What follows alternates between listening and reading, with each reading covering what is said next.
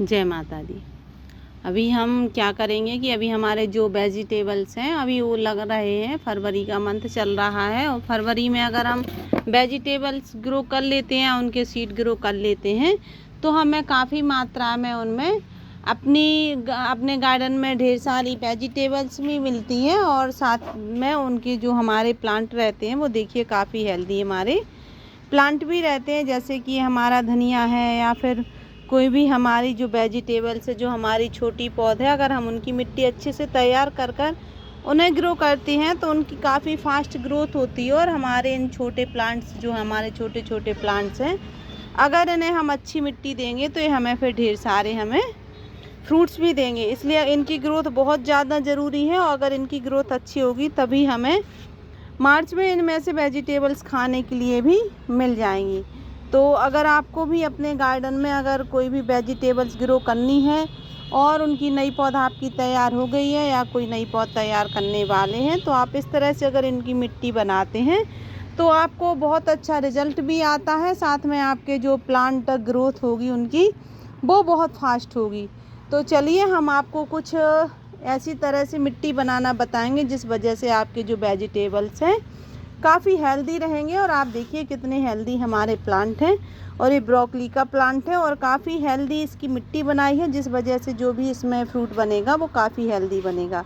अगर आपको भी अपने गार्डन में इस तरह से हरियाली वाले प्लांट चाहिए और उनमें आपको साथ में फ्रूटिंग भी चाहिए तो आप मेरी वीडियो में बने रहिए। साथ में अगर आपने वीडियो को सब्सक्राइब नहीं किया है तो करें, साथ में बेल आइकन भी प्रेस कर दीजिए जिससे कि वीडियो के आने वाली नोटिफिकेशन आपको मिलती रहे।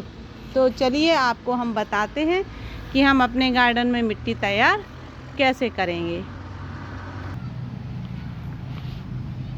और आप देखिए कि हमारी ये मिट्टी है जो हमने पूरे दिन की धूप दे दी है और करीब हमने इसे 80% अच्छे से सुखा लिया है। आपके पास अगर आपके गार्डन की मिट्टी है तो आप उसे 80% सुखा लीजिए, जिसकी वजह से उसमें अगर कोई फंगस है तो फंगस ना रहे। या आप बाहर से कोई मिट्टी लेके आए हैं तो आप उसको भी बिना सुखाए अपने प्लांट पर यूज़ मत कीजिए, क्योंकि आपको पता नहीं है कि उसमें कौन सी फंगस है। और आप इतनी मेहनत करके वेजिटेबल लगाते हैं या कोई भी प्लांट लगाते हैं और उसकी अगर मिट्टी ख़राब रहेगी तो आपका प्लांट भी ख़राब हो जाएगा। तो हमेशा जब भी आप बाहर से मिट्टी लेके आएँ उसे आप 80% सुखा लीजिए, फिर उसका इस्तेमाल आप अपने गार्डन में कीजिए तो आपके प्लांट काफ़ी हेल्दी रहेंगे।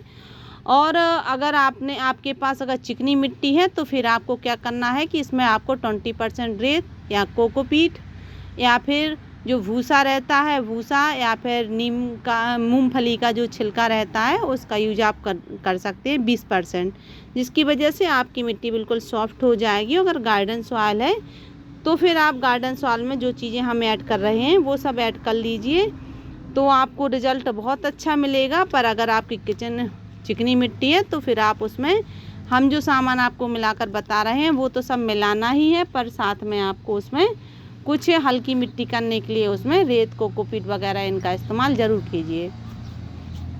ये हमारी करीब 3 बोरी मिट्टी है जो हमने अच्छे से सुखा ली है। और हम 3 बोरी मिट्टी में हमारी ये किचन कंपोस्ट की मिट्टी है, जो हमारे किचन कंपोस्ट से जो हम मिट्टी बनाते हैं वही है ये।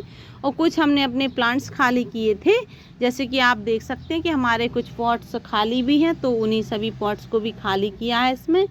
तो सभी की मिलके मिट्टी है और काफ़ी हेल्दी मिट्टी है और मैं हमेशा इसमें कंपोस्ट डालती रहती हूँ। इस वजह से अब इसमें हमें कंपोस्ट थोड़ी कम मिलानी पड़ती है। अगर आपकी नई मिट्टी है तो आप इसमें 10% और एक्स्ट्रा इसमें कंपोस्ट ऐड कर सकते हैं। तो हमारी 3 बोरी है तो 3 बोरी में हमने आपको देखिए कि इसमें आधी बोरी करीब हमने इसमें गोबर की खाद ली है। ये गोबर की खाद है, फुल डिकम्पोस्ट है, हमारी करीब 2 साल पुरानी कंपोस्ट है। इसलिए देखिए आप इसने पूरी मिट्टी की शक्ल ले ली है और इसे भी मैंने धूप दिखा ली थी तभी मैं इसका यूज़ कर रही हूँ। कोई भी हम कंपोस्ट का भी यूज़ अपने गार्डन में अगर करते हैं, काफ़ी समय से हमारे गार्डन में रखी हुई है, तो आप उसको करीब 2-3 घंटे की धूप ज़रूर दिखा लीजिए।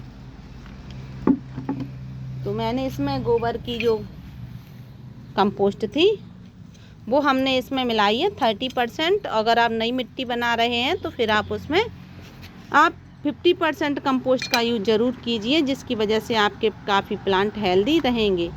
मैं ज़्यादा कंपोस्ट अगर मिलाऊंगी तो मेरे प्लांट ख़राब हो जाएंगे, क्योंकि किचन कंपोस्ट इसमें मिली हुई है। किचन कंपोस्ट की हमारी मिट्टी है, इस वजह से मैंने इसमें 30% ही कंपोस्ट का यूज किया है।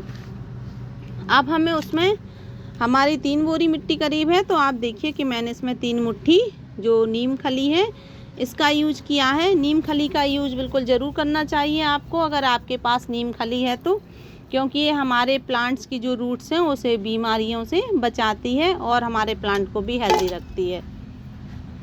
और हमारी मिट्टी में अगर कोई बीमारी आने वाली है तो उसको ये रोक के रखती है। अब हमें क्या करना है, ये है हमारा ट्राइकोडर्मा। ये हमने 2 टेबल स्पून लिया है। इसको भी अगर आपके पास है तो आप ज़रूर मिलाइए, ट्राइकोडर्मा का उपयोग ज़रूर अपनी मिट्टी में कीजिए। और अगर आपके पास नहीं है ट्राइकोडर्मा तो आप इसमें 3 चम्मच हल्दी पाउडर का भी यूज कर सकते हैं।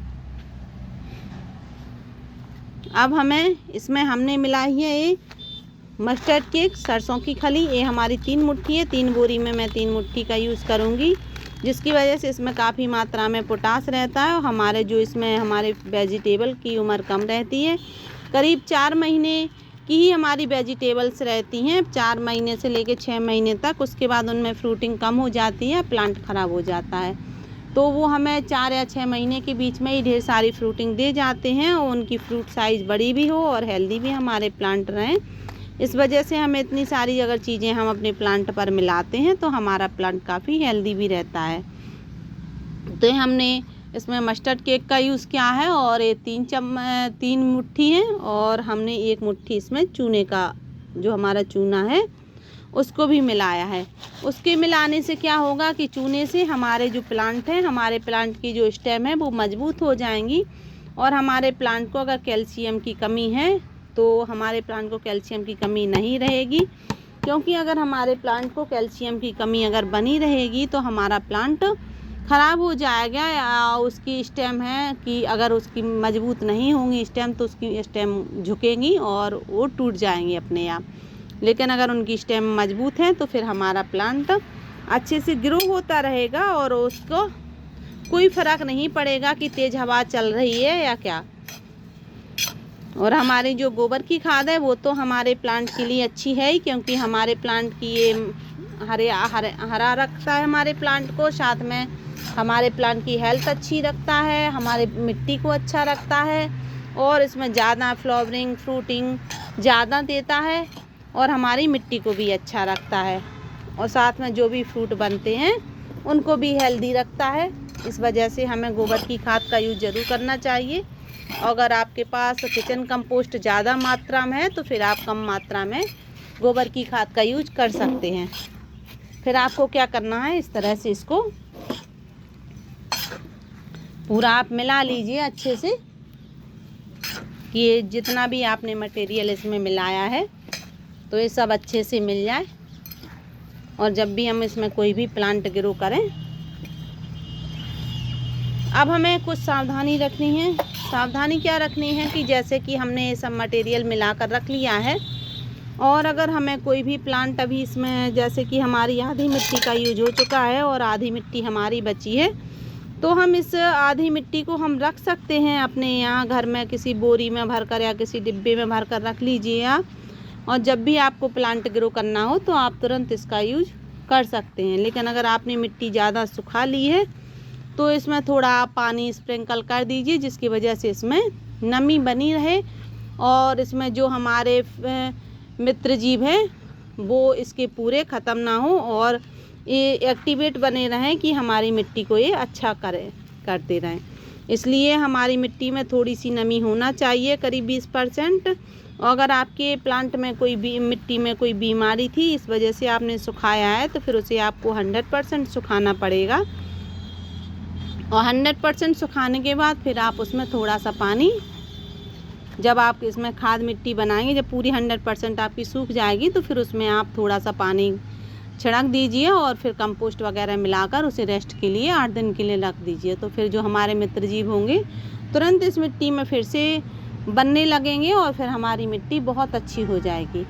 आशा है कि आप सभी को अच्छी जानकारी लगी होगी, और अगर इसमें आप अपनी वेजिटेबल ग्रो करते हैं तो वो काफ़ी हेल्दी भी रहेंगी। तो मिलते हैं अगली वीडियो में। Thank you.